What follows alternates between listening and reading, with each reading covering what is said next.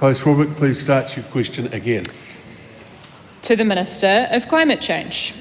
Does he stand by his statement that, quote, "It is our expectation that we will remain an associate member," end quote, of the Beyond Oil and Gas Alliance? If not, why not? Mr Speaker, The Honourable I stand by the statement in the context in which it was given last November, which was that the government's intention to repeal the offshore oil and gas ban did not necessarily mean New Zealand would not be able to remain a member of the Beyond Oil and Gas Alliance. Subsequently, the New Zealand government made the decision to withdraw, in good faith, our associate membership and informed the Alliance of this decision on the 21st of June 2025.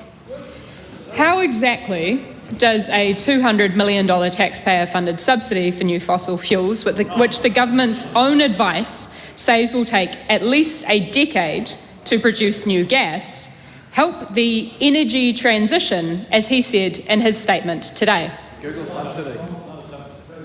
Well, Mr Speaker, while loosely connected to the primary question, the reality of the situation in which this government faces is that due to a shortage of gas in the electricity sector as a result of prior decisions by prior governments, we are now dealing with a critical situation in the context of needing to ensure that we have more gas available to keep the lights on.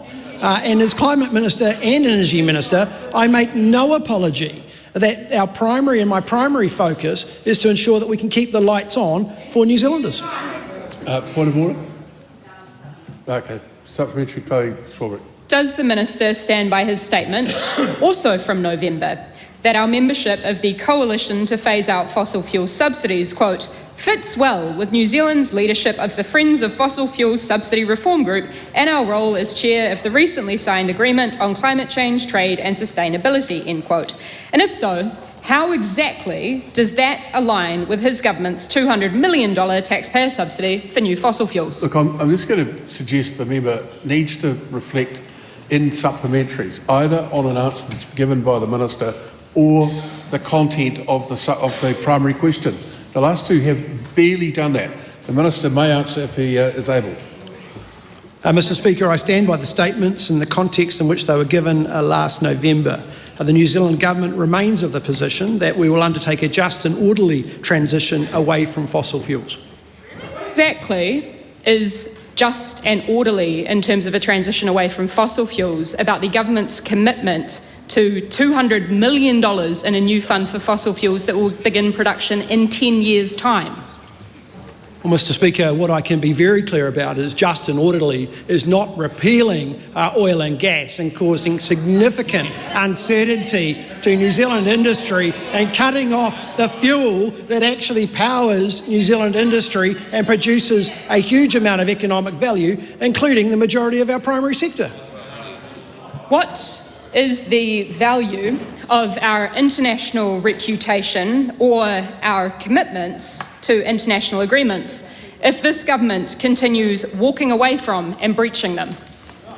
Well, Mr Speaker, I reject the premise of the question, but what I can comment on is the importance of the New Zealand relationship in the context of our global partners has never been more important than now, and the importance of the fact that our Prime Minister is currently overseas doing significant positive work on behalf of this country to double the value of our exports by 2035 and ensure that we are open for business should be something that we should be all very proud of.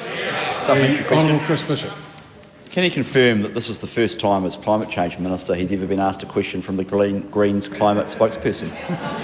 Well, that's so far wide of the primary question that it probably is not fair.